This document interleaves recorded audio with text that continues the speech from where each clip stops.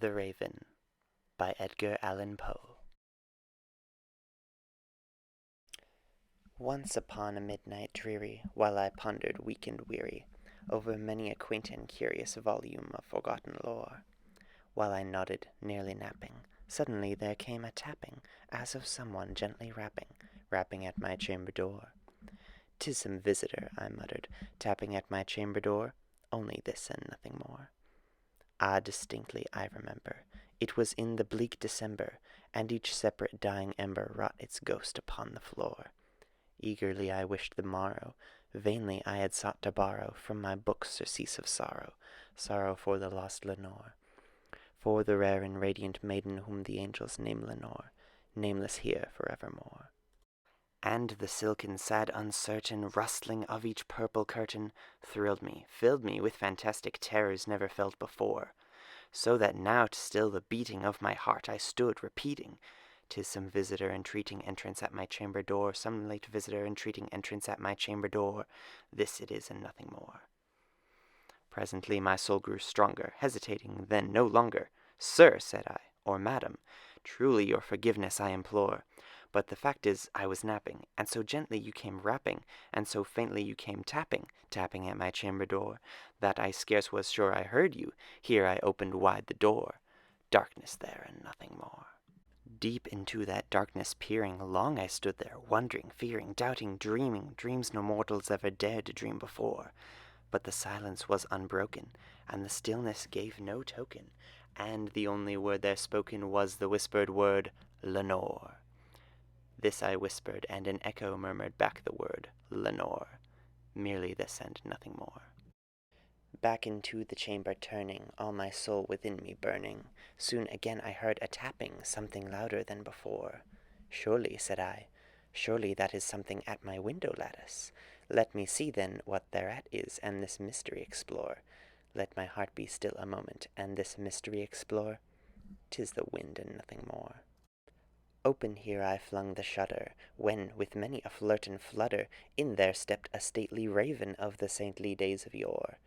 Not the least obeisance made he, not a minute stopped or stayed he, but with mine of lord or lady perched above my chamber door, perched upon a bust of Pallas just above my chamber door, perched and sat and nothing more. Then this ebony bird beguiling my sad fancy into smiling, by the grave and stern decorum of the countenance it wore. "Though thy crest be shorn and shaven, thou," I said, "art sure no craven. Tell me what thy lordly name is on the night's Plutonian shore." Quoth the raven, "Nevermore." Much I marveled this ungainly fowl to hear discourse so plainly, though its answer little meaning, little relevancy bore. For we cannot help agreeing that no living human being ever yet was blessed with seeing bird above his chamber door, bird or beast above the sculpted bust above his chamber door with such a name as Nevermore. But the raven, sitting lonely on that placid bust, spoke only that one word, as if his soul in that one word he did outpour. Nothing farther than he uttered, not a feather than he fluttered, till I scarcely more than muttered, "Other friends have flown before.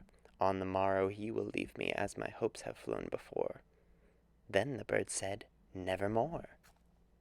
Startled at the stillness broken by reply so aptly spoken, "Doubtless," said I, "what it utters is its only stock and store, caught from some unhappy master, whom unmerciful disaster followed fast and followed faster, till his songs one burden bore, till the dirges of his hope that melancholy burden bore of never, nevermore."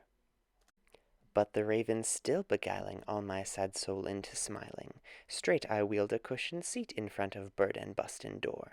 Then upon the velvet sinking, I betook myself to linking fancy unto fancy, thinking what this ominous bird of yore, what this grim, ungainly, ghastly, gaunt, and ominous bird of yore meant in croaking nevermore. This I sat engaged in guessing, but no syllable expressing to the fowl whose fiery eyes now burned into my bosom's core.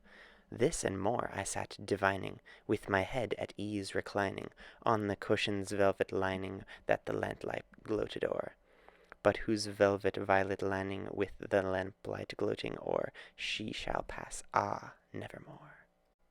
Then methought the air grew denser, perfumed from an unseen censer, swung by seraphim whose footfalls tinkled on the tufted floor. Wretch, I cried, thy God hath lent thee, by these angels he hath sent thee, respite, respite, and nepenthe from thy memories of Lenore. Quaff, oh quaff this kind nepenthe, and forget this lost Lenore. Quoth the raven, nevermore. Prophet, said I, thing of evil, prophet still if bird or devil, whether tempter sent or whether tempest tossed thee here ashore. Desolate yet all undaunted, on this desert land enchanted, on this home by horror haunted, tell me truly I implore, is there balm in Gilead? Tell me, I implore. Quoth the raven, nevermore. Prophet, said I, thing of evil, prophet still if bird or devil, by that heaven that bends above us, by that God we both adore, tell this soul with sorrow laden, if within the distant Aidenn it shall clasp a sainted maiden whom the angels name Lenore, clasp a rare and radiant maiden whom the angels name Lenore. Quoth the raven, nevermore. Be that word our sign of parting, bird or fiend, I shrieked, upstarting. Get thee back into the tempest and the night's Plutonian shore. Leave no black plume as a token of that lie thy soul hath spoken. Leave my loneliness unbroken, quit the bust above my door. Take thy beak from out my heart, and take thy form from off my door. Quoth the raven, nevermore. And the raven, never flitting, still is sitting, on the pallid bust of Pallas just above my chamber door, and his eyes have all the seeming of a demon's that is dreaming, and the lamplight o'er him streaming throws his shadow on the floor, and my soul from out that shadow that lies floating on the floor shall be lifted nevermore.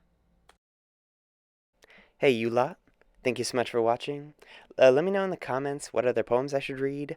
I need to go write an essay, so I'll see you next time. But remember, stay wonderful, stay brilliant, and stay kind. I'll see you later.